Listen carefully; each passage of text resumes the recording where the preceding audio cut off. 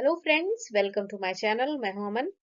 आज की वीडियो में हम बात करेंगे दिल्ली यूनिवर्सिटी में नॉन टीचिंग पोस्ट के लिए वैकेंसीज का नोटिफिकेशन आ चुका है और वैकेंसीज रहेंगी नॉन टीचिंग पोस्ट के लिए। वो हैं 137 यानी कि 137। अप्लाई आप ऑनलाइन वे में कर सकेंगे 18 दिसंबर से लेकर 27 दिसंबर 2024 के बीच में। बहुत कम समय दिया गया है, 10 दिन का मुश्किल से समय है। तो इसमें आप फटाफट से आपको अप्लाई करना पड़ेगा अगर आप दिल्ली यूनिवर्सिटी में नॉन टीचिंग पोस्ट के लिए अप्लाई करना चाहते हैं। वेबसाइट है du.ac.in। तो चलिए वीडियो में पूरी की पूरी जानकारी जल्दी से लेते हैं। वीडियो शुरू करने से पहले अगर आप इस चैनल पर नए हैं तो चैनल को सब्सक्राइब जरूर कीजिए, क्योंकि जितनी भी वेरीफाइड गवर्नमेंट जॉब्स रहती हैं उनकी नोटिफिकेशंस रेगुलरली इस चैनल पे अपलोड की जाती है।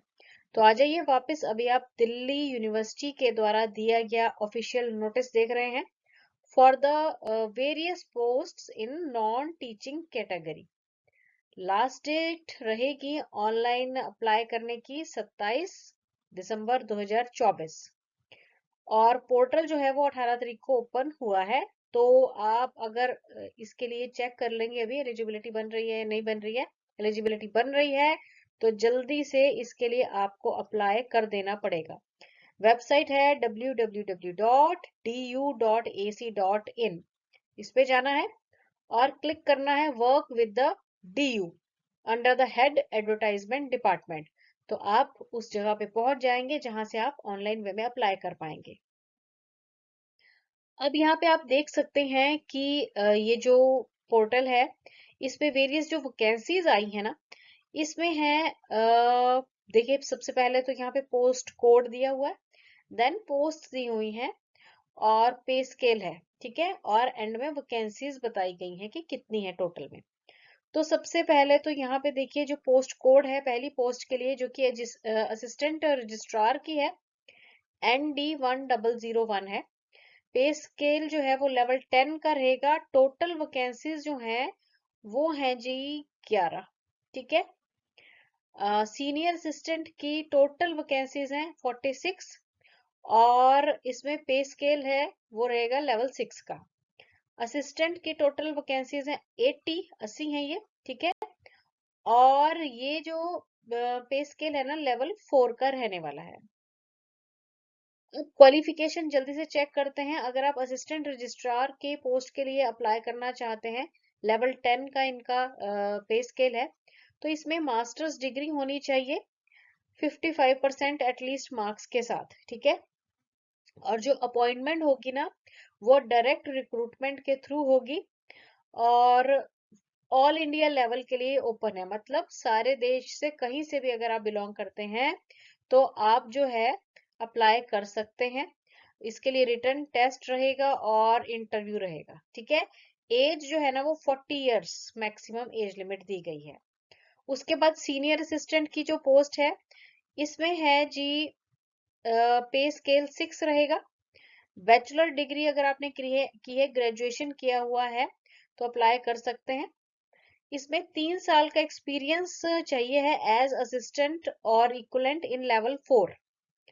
एक्सपीरियंस जो है ना वो सेंट्रल या स्टेट गवर्नमेंट के या PSU या फिर कोई भी मतलब गवर्नमेंट डिपार्टमेंट का होगा तो कंसीडर किया जाएगा, ठीक है। प्राइवेट कंपनीज में भी अगर जिनकी टर्नओवर एटलीस्ट 200 करोड़ है वहां का एक्सपीरियंस है तो कंसीडर किया जाएगा। तीसरी कैटेगरी है असिस्टेंट की और पे स्केल जो है पे लेवल जो है वो है लेवल 4 का। अब इसमें असेंशियल क्वालिफिकेशन जो आपकी होनी चाहिए ना वो बैचलर्स डिग्री चाहिए है किसी भी रिकॉग्नाइज्ड यूनिवर्सिटी से और 2 साल का एक्सपीरियंस होना चाहिए एज जूनियर असिस्टेंट या फिर इक्वलेंट, वही अगेन गवर्नमेंट डिपार्टमेंट से या PSU से। देन इसमें आपकी ना इंग्लिश टाइपिंग की स्पीड चाहिए है 35 वर्ड्स पर मिनट और हिंदी की 30 वर्ड्स पर मिनट। ये असेंशियल रिक्वायरमेंट्स है।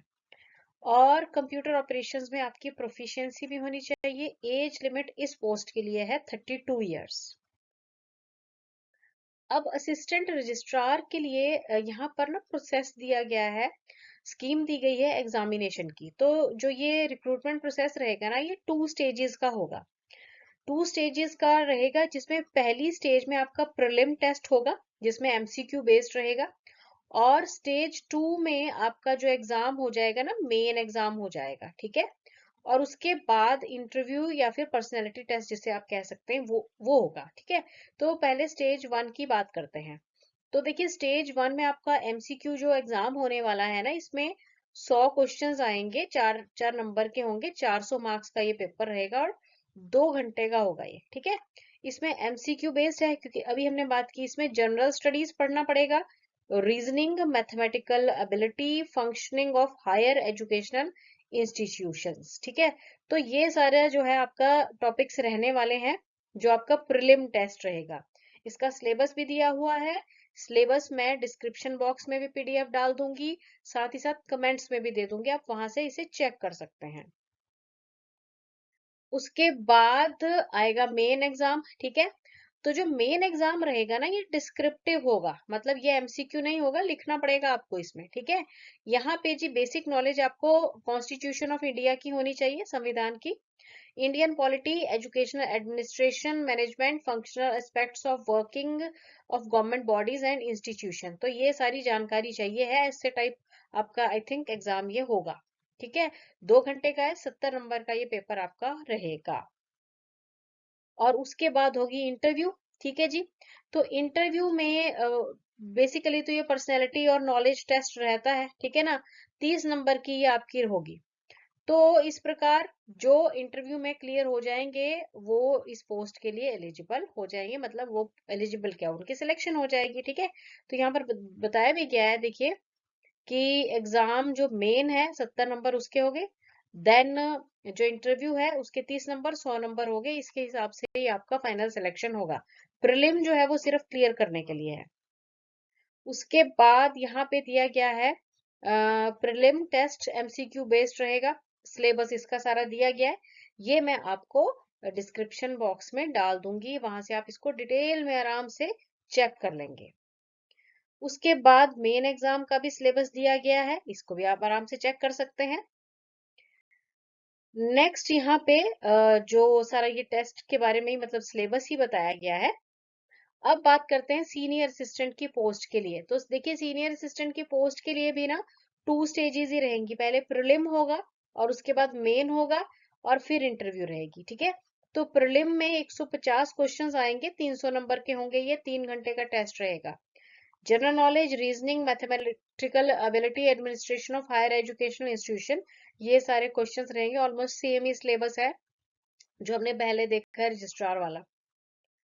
देन इसमें जी आपका जो मेन एग्जाम होगा, उसमें 200 नंबर का होगा, डिस्क्रिप्टिव होगा ये, ठीक है। और उसके बाद आपका जो है स्किल टेस्ट कह सकते हैं आप इसे, है ना। इंटरव्यू या स्किल टेस्ट कहेंगे इसे।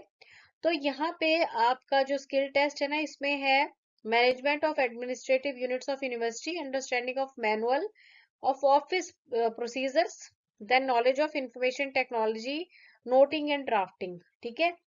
टाइम जो है इसके लिए डिसाइड किया जाएगा एक्सपर्ट्स के द्वारा। नंबर इसमें होंगे 100, ठीक है। तो ये है स्किल टेस्ट के बारे में बताया गया है यहाँ पे। उसके बाद इसका भी सिलेबस दिया गया है, तो इसको भी आप अच्छी तरह से चेक कर सकते हैं डिस्क्रिप्शन बॉक्स में से भी, क्योंकि देखिए मैं एक एक चीज बताने लगूंगी तो वीडियो बहुत लंबी हो जाएगी। ये सारा सिलेबस के बारे में ही बताया गया है। उसके बाद स्किल टेस्ट रहेगा, जिसके बारे में अभी हमने बात की। और थर्ड जो कैटेगरी है असिस्टेंट की है। तो असिस्टेंट के लिए यहाँ पर 2 स्टेजेस हैं, अगेन प्रीलिम टेस्ट है और मेंस है, ठीक है जी। और शॉर्ट लिस्टिंग जो हो जाएगी स्टेज 1, यानी कि प्रीलिम के बाद वो जाएंगे सेकंड स्टेज के लिए, मेंस के लिए। तो यहाँ पे प्रीलिम में 150 क्वेश्चन आएंगे, 150, 300 नंबर का ये टेस्ट रहेगा, ठीक है। सिलेबस ऑलमोस्ट सेम है जो हमने पहले 2 कैटेगरीज में देखा है। क्वेश्चंस जो है ना, उन्हीं के बस लेवल अप एंड डाउन होगा, बाकी ये सेम दिया गया है। मेंस का भी सिलेबस यहाँ पर सिमिलर दिया गया है। और ये बताया गया स्किल टेस्ट के बारे में। तो स्किल टेस्ट में आपको यहाँ पे कंप्यूटर की नॉलेज होनी चाहिए, तो आपकी ना स्किल टेस्ट में बेसिकली टाइपिंग टेस्ट होगा ये। और इसका टाइम वगैरह एक्सपर्ट्स वहीं पे बताएंगे। 100 नंबर का ये आपका रहेगा। सिलेबस इसका अगेन इसको आप चेक कर सकते हैं, सारा ये सिलेबस के बारे में ही बताया हुआ है। अच्छा, अब यहाँ पे लास्ट में कुछ बातें बताई गई हैं रिगार्डिंग जो ये फाइनलाइजेशन होगी। तो देखिए, पहले तो आपका प्रीलिम टेस्ट होगा तीनों कैटेगरीज में ही, है ना, और उसके बाद मेंस होएगा। और ये बाइलिंगुअल होंगे, मतलब इंग्लिश या हिंदी दोनों में ही आएंगे, तो जो आपको सुटेबल है उस लैंग्वेज में आप चूज कर सकते हैं, ठीक है। नेगेटिव मार्किंग भी होगी एमसीक्यू वाले पोर्शन में, तो इसलिए आपने ध्यान रखना है। गलत अगर आपका क्वेश्चन है तो 1/4 जो है नेगेटिव मार्क हो जाएंगे, कट जाएंगे। प्रीलिम टेस्ट को पास करने के लिए आपको 50% मार्क्स होने चाहिए, ठीक है। तो ये आपने ध्यान रखना है। और मेंस और जो आगे स्किल टेस्ट या पर्सनालिटी टेस्ट है, उसके अकॉर्डिंग आपकी जो है सिलेक्शन प्रोसेस होगा। अब जल्दी से चेक कर लेते हैं कि यहाँ पे फीस स्ट्रक्चर क्या है। तो जनरल और अनरिजर्व्ड के लिए तो 1000 रुपीज है फीस। ओबीसी, ईडब्ल्यूएस और फीमेल के लिए है 800 रुपए, 800। SC ST PWBD के लिए 600 रुपए एग्जामिनेशन फी है। तो जो आप ऑनलाइन अप्लाई करोगे ना, उसी के साथ आपको ये साथ ही साथ लगाना होगा।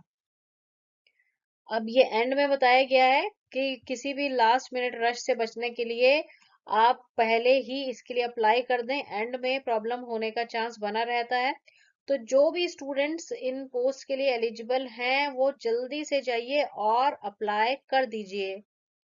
Thanks for watching the video and best of luck.